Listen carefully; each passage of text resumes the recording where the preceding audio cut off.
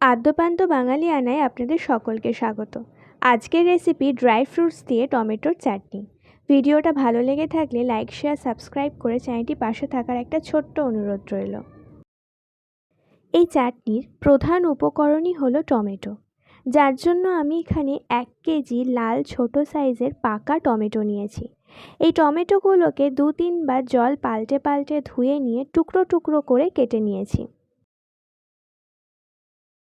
এরপরে এই চাটনির জন্য একটা স্পেশাল মশলা তৈরি করে নিয়েছি, যার জন্য একটা কড়াইকে ভালো করে গরম করে 1 চামচ 5 ফোড়ন, 3টে শুকনো লঙ্কা আর 3টে এলাচ দিয়ে একদম লো ফ্লেমে মশলাটাকে ড্রাই রোস্ট করে নিয়েছি। এবার মশলা কিছুটা ঠান্ডা হয়ে গেলে সেটাকে মিহি করে গুঁড়ো করে নিয়েছি।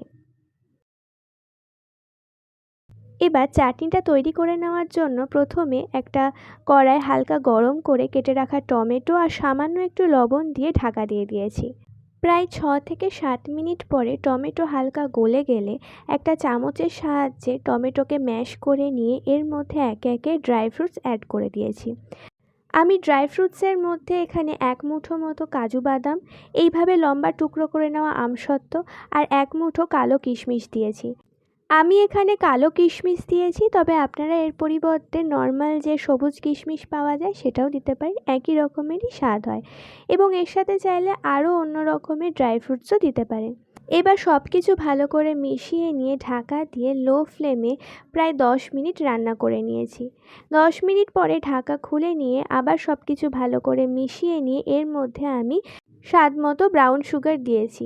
এই ব্রাউন সুগারের পরিবর্তে আপনারা চাইলে এর মধ্যে নর্মাল সাদা চিনি বা গুড়ও দিতে পারেন। এবার টমেটোর সঙ্গে মিষ্টি ভালো করে মিশে গেলে প্রায় 6 থেকে 7 মিনিট লো ফ্লেমে জাল দিয়ে নিয়েছি। টমেটোর রং যখন এরকম গাঢ় হয়ে আসবে তখন আগে থেকে তৈরি করে নেওয়া সেই ভাজা মশলা উপর থেকে ছড়িয়ে দিয়ে টমেটোর সঙ্গে ভালো করে মিশিয়ে নিয়েছি। এই ভাজা মশলা একদম শেষ মুহূর্তে দিলে মশলার সুগন্ধ বজায় থাকে। এবার সব কিছু ভালো করে মিশিয়ে নিয়ে যখন টমেটো চাটনির ঘনত্ব ঠিক এরকম হয়ে আসবে তখন গ্যাসের ফ্লেম অফ করে দিয়েছি।